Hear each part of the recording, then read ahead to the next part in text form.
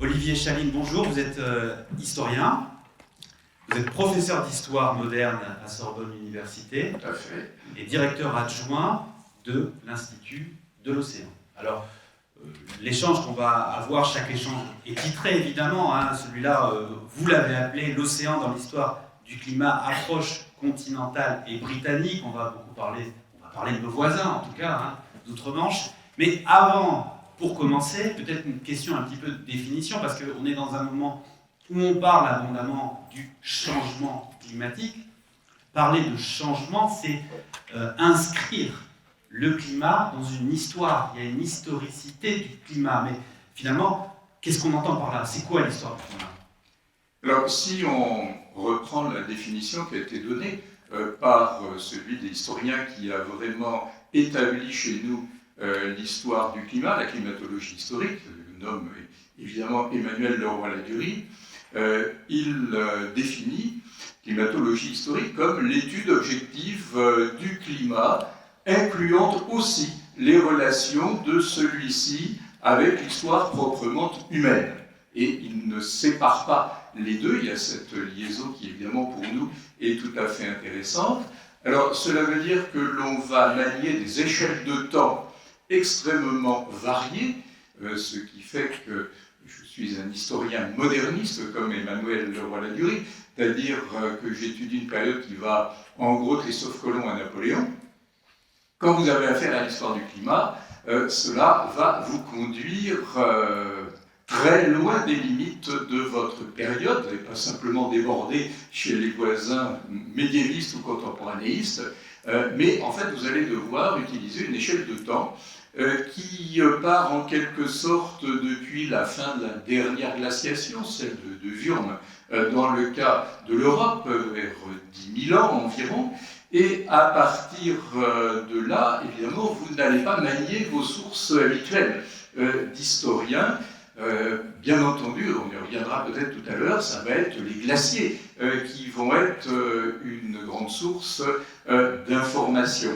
Et on parle de changement, mais si on prend les choses à une très longue durée, sauf si l'accélération du réchauffement actuel conduit à des bouleversements très considérables, ce que Leroy-Ladurie et d'autres historiens du climat mettent en évidence, c'est quand même que nous fonctionnons dans un cadre qui est quand même assez stable depuis la fin de la dernière glaciation, mais à l'intérieur de ce cadre stable, nous avons des fluctuations avec des périodes plus fraîches et d'autres un peu plus chaudes. Ce que nous constatons récemment, c'est qu'il y a effectivement un réchauffement qui n'est pas simplement un phénomène européen ou un phénomène local, mais qui se constate à l'échelle du globe. Alors, il y a des réalités objectives, il y a aussi le fait que nous avons des moyens de suivre ces phénomènes qui, évidemment, sont sans équivalent pour des périodes plus anciennes de l'histoire. Alors, Olivier Chaline, vous citez l'influence déterminante d'Emmanuel Leroy-Ladurie, mais néanmoins, en amont de cela, il y a eu quand même des moments où il y a eu une prise de conscience que le climat pouvait être l'objet d'histoire. Est-ce qu'on peut citer des occurrences avant donc les travaux quand même somme toute contemporains d'Emmanuel Leroy-Ladurie? Tout à fait. C'est dans les années 1820 que l'on voit les prémices d'une sorte de prise de conscience que le climat a connu des fluctuations. On a évoqué tout à l'heure le Groenland, et c'est effectivement de ce côté-là, dans les années 1820, un baron suédois, le baron Ehrenheim, réfléchit sur l'histoire du Groenland et il s'intéresse aux raisons pourquoi l'effondrement des établissements, des endroits peuplés du Groenland à la fin du Moyen-Âge, et il se demande est-ce que ça ne vient pas d'un rafraîchissement du climat, c'est-à-dire que tout simplement les récoltes ne sont plus possibles, on ne peut plus survivre là-haut. Alors bien entendu, je précise quand même que le Groenland, même dans des époques plus favorables, on était vraiment sur les marges. Donc c'était quand même des endroits assez fragile, assez aventuré, et le nom de Groenland ne doit quand même pas, si vous voulez, c'était pas une vallée normande verdoyante avec un climat absolument tempéré, hein, c'est quand même un peu plus compliqué.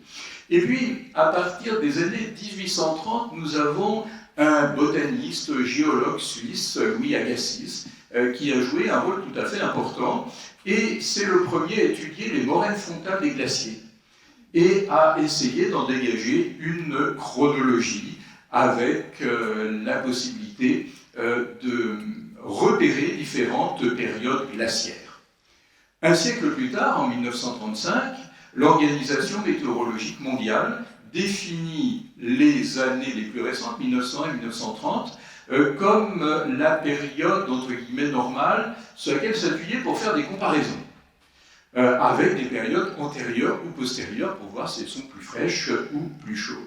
Et peu d'années après, en 1939, un personnage tout à fait fascinant, qui est un géologue néerlandais qui devient américain, François-Émile Matthes, énonce le concept de petit âge glaciaire pour désigner une longue période allant du XIVe siècle jusqu'à peu près au XIXe siècle. Alors ce qui est intéressant, c'est que Matthes était un spécialiste des glaciers. Il a beaucoup travaillé sur les glaciers, commencé simplement, il a dû se soigner du paludisme, on le voyait quand il était petit dans les Alpes. Et là, il a découvert de manière un peu impromptue, inattendue, ce qui allait devenir son objet d'étude. Et ensuite, il étudie, une fois aux États-Unis, les glaciers de son nouveau pays. Dans les années 1955, il y a un Suédois, Otto Ström, qui met en rapport les fluctuations climatiques des 16e et 17e siècles, encore un historien moderniste, et leurs conséquences sur les sociétés et sur les économies. Et puis, en 1965, c'est un Britannique, un climatologue britannique, c'est un historien, Hubert Lamb, qui lance un autre concept, celui de petit optimum climatique médiéval, pour mettre en évidence que les 10e, 13e siècles auraient été une période plus favorable. En 1967, c'est l'année où Emmanuel Leroy-Ladurie publie la première édition de son histoire du climat depuis l'an 1000. Donc vous avez dans différents pays, en Europe continentale, au Royaume-Uni, aux États-Unis, quelque chose qui s'appelle une climatologie historique. Il y a un champ d'études, une discipline qui est apparue. Et ça veut dire qu'in fine, on a brossé comme ça une périodisation du climat sur en gros le dernier millénaire. Voilà, sur en gros le dernier millénaire. Vous avez cité le petit âge glaciaire. Tout à fait. Si on regarde depuis vous voyez, le Xe siècle, hein, avec... alors bien entendu, c'est des notions qui ont toutes été discutées. Hein, là, vous avez du Xe au XIIIe siècle, le petit optimum médiéval, une période plus douce que ce qui a précédé et que ce qui a suivi. En revanche, à partir du XIVe siècle, ce que Matthes appelle le petit âge glaciaire, avec une fréquence d'été frais, pour ne pas dire pourri, des hivers vraiment rigoureux, les uns les autres occasionnent des disettes, donc des problèmes de subsistance, ça peut créer des émeutes. C'est une période qui est caractérisée aussi par des tempêtes, par des accidents climatiques, et on voit les glaciers qui reprennent à ce moment-là leur avancée. Les dates de vendange sont souvent beaucoup plus tardives. Alors, ça n'empêche pas que vous ayez des séquences à l'intérieur de ce petit âge glaciaire. Il y a des périodes dans lesquelles il va faire plus chaud, d'autres plus froid. Vous pouvez avoir des étés caniculaires dans le petit âge glaciaire, hein, c'est pas impossible, sauf que quand ça grille la récolte, ça va être aussi désastreux pour les hommes, pour le consommateur, que si vous avez eu un été pourri. À l'arrivée, on n'est pas aidé. Et puis, vous avez un réchauffement qui commence au XXe siècle, et puis surtout à partir de la fin des années 1980, l'accélération des phénomènes, mais ça, vous connaissez. Alors j'aimerais qu'on revienne, Olivier Chéline, sur les marqueurs qui permettent d'étudier ces variations du climat, puisque vous avez cité l'étude des glaciers, là vous venez de mentionner les vendanges, les dates de vendange, plus la date est tardive, plus ça signifie qu'il n'a pas fait beau, en gros. Mais il y a d'autres curseurs, la pluviométrie par exemple.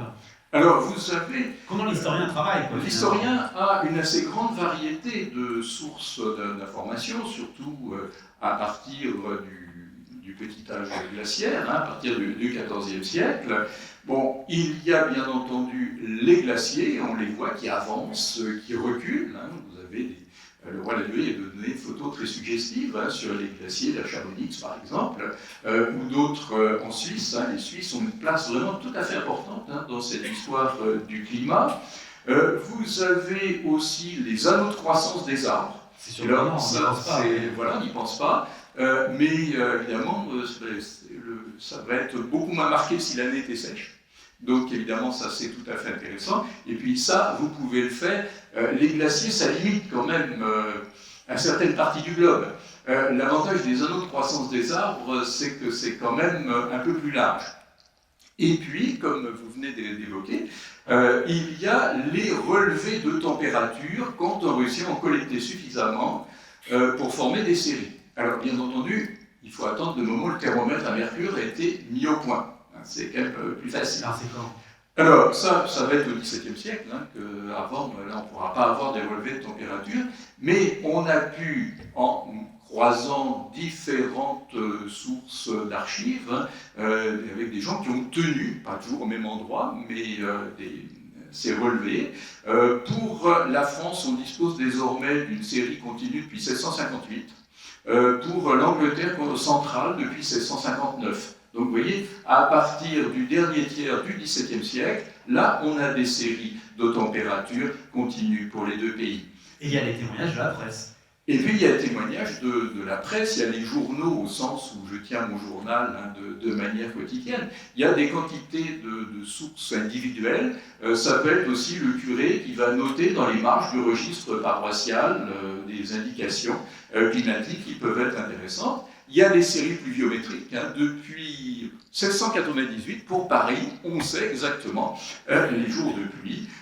Et je reviens évidemment sur les dates de vendange, qui sont là aussi une indication tout à fait intéressante, comme bien entendu, si Jean-Robert Pitt était là, ça lui ferait plaisir, les indications des meilleurs millésimes.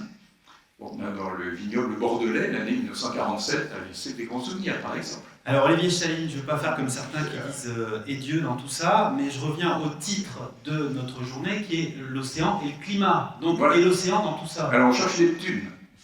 Où est-il ? Voilà, à la marge.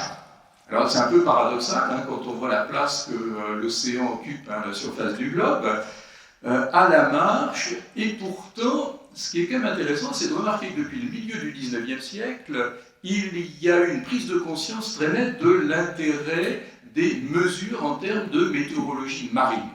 En 1853, vous avez eu à Bruxelles une conférence internationale tenue grâce à l'impulsion d'un personnage tout à fait fascinant, qui est un officier de l'US Navy, Matthew Fontaine-Maury, un lointain descendant de huguenots français. Et cette conférence a conclu à la nécessité d'un système d'observation météo en mer. Donc on est vraiment aux origines de ces mesures. Et puis là-dessus, voilà que l'année suivante, on est en pleine guerre de Crimée, la France et la Grande-Bretagne contre l'Empire russe. Donc vous avez toute une noria de navires qui doit conduire des troupes du matériel vers le siège de Sébastopol. Et d'une manière totalement imprévue, le 14 novembre 1854, une tempête va couler un nombre de bâtiments de guerre, de bâtiments de transport français. Plusieurs dizaines de navires sont perdus. Et on n'a rien vu venir. Et à ce moment-là, Napoléon III, qui est un esprit très intéressé par les sciences et par la marine, Napoléon III charge l'astronome Le Verrier, qui est le directeur d'observatoire, et son adjoint, qui s'appelle Liet. Il leur demande d'établir un réseau d'observatoires météo pour que on n'ait plus, vous voyez, ce genre d'accident qu'on puisse prévoir, l'arrivée des tempêtes. Et Le Verrier, l'année d'encore après, 1855, c'est lui qui est chargé, toujours par l'empereur, d'enquêter la trajectoire d'une tempête, là aussi désastreuse, qui a laissé une marque dans la littérature, c'est la perte de la frégate La Sémillante, près des îles Lavezzi, au large de la Corse. Alors, si vous avez souvenir de vos lectures des lettres de Montmoulin, bon, vous avez l'histoire du naufrage de la Sémillante. À partir de ce moment-là, on a un réseau d'observatoires qui s'étend progressivement à toute l'Europe pour la météo marine. Alors, c'est un peu intervenu, si vous voulez, la météo marine. Et ce qui est frappant, c'est de voir que nos historiens continentaux, français, allemands, suisses, sont pas tellement intéressés, au moins à partir du milieu du XIXe siècle, par ces données rassemblées. Et puis c'est beaucoup des données qui sont rassemblées depuis la Terre, finalement. Alors, elles sont, pour les observatoires, oui ou pas. Et c'est là où il y a pour l'historien, pas seulement du climat, un autre type de source qui peut être mobilisé. Ce sont les journaux de campagne, de navires de guerre, les journaux de navigation. Et alors c'est un sujet sur lequel, c'est pour ça qu'on parlait de nos voisins du Royaume-Uni, les Anglais ont été particulièrement forts sur cette discipline. Voilà. Alors là, ce qui est très frappant, c'est que quand vous voyez les ouvrages, même ceux très savants d'Emmanuel Leroy-Ladurie et des historiens dans son sillage, c'est vraiment des terriens. Et alors, c'est quand même extraordinaire, parce qu'on pense Leroy-Ladurie, qui est originaire du Calvados, la mer, elle n'est pas loin de l'exploitation familiale, mais ces quelques dizaines de kilomètres ont dû être quelque chose de mentalement infranchissable. Bon, ça, c'est des choses qu'on connaît. Hein. Vous voyez la Bretagne de l'intérieur, vous êtes à 20 km de Brest, mais c'est un autre monde. Alors, pourquoi? Sans doute par manque de familiarité avec l'océan, ça c'est une chose qui peut être définitive. Peut-être aussi qu'ils ont pensé que des données éparses qui apparaissent comme autant d'instantanés, rassemblées depuis le milieu du XIXe siècle, c'est finalement pas très exploitable. Or, du côté britannique, il y a eu une prise de conscience très précoce. Vous avez en 1809 un officier de la Royal Navy qui dit « Mais avec tous les bâtiments que nous avons envoyés un peu partout dans le monde, qui chacun vont déposer à leur retour, hein, c'est une obligation réglementaire, plusieurs exemplaires de journaux de bord, parce que le journal il est tenu par le captain, il est tenu par le master, et puis les différents officiers aussi peuvent tenir. Et ça consiste vraiment en des observations au quotidien. Au quotidien. Alors vous avez le point de vue, déjà savoir où on est, et vous allez noter tout le quotidien à la mer. Pas seulement des événements extraordinaires, pas seulement des combats, mais chaque midi, vous allez noter le vent, la force du vent, la direction du vent. Vous allez noter le temps qu'il fait, si la mer est belle, s'il pleut. Bon, des quantités un enregistreur climatique, de capteurs par marin, tout à fait extraordinaire.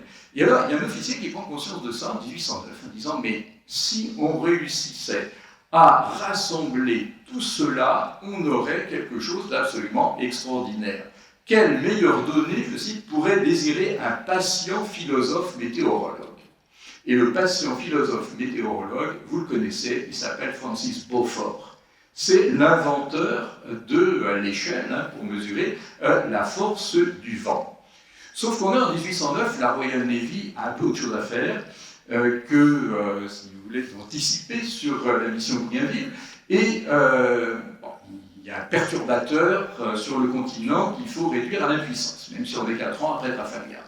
Et du coup, rien ne se fait. Et dans le climatologue Hubert Lamb, dans les années 1980, revient sur le constat de Beaufort et dit « Mais oui, il y a, à partir des années 1670, des journaux de navigation empilés. Il y en a quelque chose comme 100 000 de conservés entre les archives nationales à Kew et puis Greenwich, le musée de la marine britannique. Et il y a cette énorme masse que l'on n'a jamais exploitée, alors que c'est rempli de choses intéressantes. Et c'est ainsi que vous avez, dans les années 2010, un projet mené par des Britanniques qui s'appelle CLIVOC, sur le climat de l'océan mondial. Et qui s'appuie sur les archives de la Navy, mais aussi sur les journaux rassemblés à l'époque par des bâtiments. néerlandais, espagnol, français. Alors, ça nous fait une couverture de quantité de méroglobes, ça c'est tout à fait passionnant. Vous remontez, vous voyez, de 1850, vous remontez d'un bon siècle, voire jusque vers la fin du XVIIe siècle, et à ce moment-là, ce que vous ne pouviez voir que depuis la Terre, au mieux en vous mettant au bord de la mer, vous pouvez mesurer les choses un peu partout dans le monde, grâce aux navires. Et dans ces cas-là, comme les Anglais sont allés très loin vers l'Est, jusqu'en Chine avec l'East India Company, mais vous avez aussi la compagnie de la baie d'Hudson, qui nous met au nord de l'Amérique du Nord, et là, vous avez des quantités de relevés météo. Même si, avant Beaufort, on a parfois du mal à énoncer la force du vent, il y a une richesse de vocabulaire absolument inouïe, mais vous avez quand même une masse de données. Et l'avantage de cette masse de données, c'est qu'elle est concentrée dans un nombre de dépôts d'archives qui, lui, est somme toute assez réduit. Donc, ce qui facilite quand même beaucoup le travail d'historien. Bon, alors là, vous donnez quand même la spécificité des Anglais sur ce champ d'études, mais bon, la France est quand même une nation de marins aussi, donc on pourrait s'attendre à ce que la même manne existe chez nous, et pourtant, c'est pas le cas. Elle a existé. Le pire, c'est qu'elle a existé. C'est-à-dire que l'obligation faite aux officiers de tenir un journal, elle figure dans la loi depuis Louis XIV pour les officiers de la marine. Le seul problème, c'est que cette énorme masse accumulée au XIXe siècle a été largement détruite par des archivistes qui n'en voyaient pas l'intérêt ou des bureaucrates qui trouvaient qu'il fallait gagner de la place. Il y avait source technique, ça raconte toujours la même chose, c'est pas intéressant, c'est pas narratif. Donc, poubelle. Ça n'a survécu, dans le cas de la France, que dans deux cas. Soit lorsque c'était des journaux qui avaient un intérêt hydrographique. Quand on allait dans des zones mal cartographiées, mal pavées, là, on a conservé le journal, parce qu'on dirait que ça pourrait toujours servir. Et puis, il y a une heureuse exception. Alors là, je peux vous en parler de manière vraiment beaucoup plus directe, parce que ça fait 12 ans que je travaillais là-dessus avec l'école navale. C'est, ce qui concerne l'expédition d'Amiral de Grasse au moment de la guerre d'indépendance américaine, lorsque vous avez la plus grosse projection de force dans ces régimes, ça va donner la Chesapeake, la reddition du Yorktown, et puis malheureusement l'année d'après, il y a un gros accident de parcours, la flotte est battue, de Grasse est capturée à la taille des Saintes, et ensuite il y a de tels règlements de compte de la marine française qu'on organise un conseil de guerre et que chaque officier doit venir déposer son journal. Et par chance, on n'a pas jeté la grosse masse de journaux ainsi conservés. Alors j'ai pu l'étudier avec Jean-Marie Kowalski, donner un ouvrage qui va apparaître au printemps prochain. Et là, effectivement, vous pouvez suivre au jour le jour tout le déploiement de cette expédition vers les Antilles, vers la baie de la Chesapeake, et puis pour certains bâtiments, en retour, certains bâtiments, pensez à la Pérouse, qui va même faire un tour jusqu'à la baie d'Hudson. Donc vous avez une quantité d'éléments. Et puis, sur le chemin du retour, pour les derniers bâtiments qui rentrent à la paix en juin 1783, ils font un constat bizarre. Quand ils sont dans l'Atlantique, ils se rapprochent peu à peu de Brest. Puis il y a un jour de juin 1783 où note, au moment du point méridien, il fait vraiment très sombre. Et là, ce qui est quand même tout à fait intéressant, je pose ça comme hypothèse, je demanderai à être creusé davantage, on est quelques jours après une explosion volcanique extrêmement violente en Islande, qui est celle du volcan Laki. Et là, on est quand même amené à mettre, si vous voulez, cette espèce de ténèbres en plein midi, avec les extraordinaires diffusions que vous avez de toutes sortes de cendres, de gaz, etc., dans l'atmosphère. Donc, vous voyez un peu l'exploitation qu'on peut faire quand, par chance, on a eu la bonne idée de ne pas jeter les archives. Alors Olivier Chaline, on chemine doucement vers la fin de cet échange, puisqu'on prendra ensuite quelques questions de la salle. Mais donc ce qu'on voit, c'est qu'il y a du côté des Britanniques la prise de conscience que les événements météo peuvent induire des changements politiques, que des grands événements de l'histoire peuvent avoir leur source, leur explication dans la météo. Alors ça, c'est une conscience très ancienne. et qui a donné lieu à des travaux historiques tout à fait fascinants. C'est-à-dire que pensez à la tentative espagnole de débarquement en 1588, ce qu'on a appelé après de manière un peu dérisoire la principe Armada.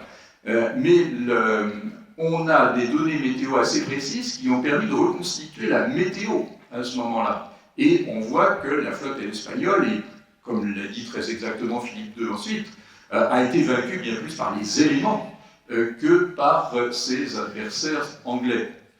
Un siècle après, 1688, c'est un vent qui va favoriser la tentative de débarquement de Guillaume d'Orange, qui réussit à prendre pied en Angleterre, c'est le dernier qui a réussi son coup. Ces turiféraires parleront d'un vent protestant, puisque ça lui permet de renverser son beau-frère, le catholique Jacques II. Et puis ensuite, comme ça conduit à regarder les logbooks, les journaux de navigation et bâtiments anglais, et que nous avons des marins qui regardent ça de très près, bien entendu, quel est l'événement majeur de l'histoire navale britannique que l'on va regarder sous l'angle météo? C'est Trafalgar, le 21 octobre 1805. Et quand en 1905, on fête le centenaire, qu'est-ce qu'on fait? On commence par publier les logbooks pour en tirer toutes sortes d'informations. Et 2 jours après Trafalgar, il y a une énorme tempête qui va détruire une partie des rescapés. Donc là aussi, vous voyez, il y a l'intérêt climatique. Et un certain nombre de grandes batailles, surtout navales, de l'histoire britannique ont été revues justement avec cette curiosité météo. Il y a une étude tout à fait passionnante sur la bataille de Quiberon Bay, plus connue chez nous sous le nom de bataille des Cardinaux, sud de l'île de Belle-Île, et historien britannique Dennis Wheeler en a fait une étude tout à fait passionnante en reconstituant des cartes météo du jour, où on se rend compte que les grains, qui jouent un rôle important dans le déroulement du combat, sont mis en perspective avec des arrivées d'air glaciaire, il neige en Angleterre, enfin bon, on voit des choses tout à fait passionnantes. Alors, emportés par le Rélan, il y a ceux aussi qui ont fait l'étude météo de Waterloo, ça fait arriver, là aussi ils ont concouru, donc il y a beaucoup de choses très intéressantes à dire. Alors, évidemment, chez nous, c'est un peu mince, on se souvient du grand hiver de 1709, sous Louis XIV, il gèle à Versailles, sur la table du roi. On se souvient vaguement qu'il y a le soleil qui brille sur les étangs gelés, le matin d'Austerlitz. Et puis, on évoquera la très mauvaise récolte et les orages, dus à des orages en 1788, mais sans en faire évidemment la cause de la Révolution. On n'a pas ce même rapport, et puis peut-être aussi nos grands événements historiques, vous voyez, ne sont pas aussi liés à la météo. Alors, on va peut-être prendre une ou deux questions de la salle. Si certaines d'entre vous veulent se manifester, on aura un micro flottant. Alors, je vous disais, Olivier Chaline, quand on discutait pour préparer cette intervention, moi, une histoire que j'aime bien, c'est que on dit que Frankenstein, qui a été écrit par Mary Shelley, l'a été parce qu'elle était en vacances sur les bords du lac Léman, et c'était un été pourri par... et oui, c'était un été pourri, on ne pouvait pas sortir, il fallait bien s'occuper, et ça donnait Frankenstein. Alors pourquoi? Parce que, on est en 1816, parce que l'année précédente, il y a eu une explosion volcanique de très grande ampleur, celle du volcan Tambora, qui nous met vers les îles de la Sonde. Alors, ce qui est quand même intéressant, c'est que périodiquement, des explosions volcaniques dans cette partie du monde ont eu des implications. Déjà, au milieu du XVe siècle, il y a un volcan qui saute dans ce coin-là, et en Chine, ça va avoir un certain nombre d'implications. Et puis, on a appuyé à l'Institut de l'Océan, je pense à la thèse d'Anna Alves, sur l'éruption du Toba. Alors là, on change d'échelle chronologique, c'est de mémoire vers 70 000 ans, mais là aussi avec des conséquences sur le climat tout à fait significatives. Il y a les dérèglements du climat dus au volcan qui explose.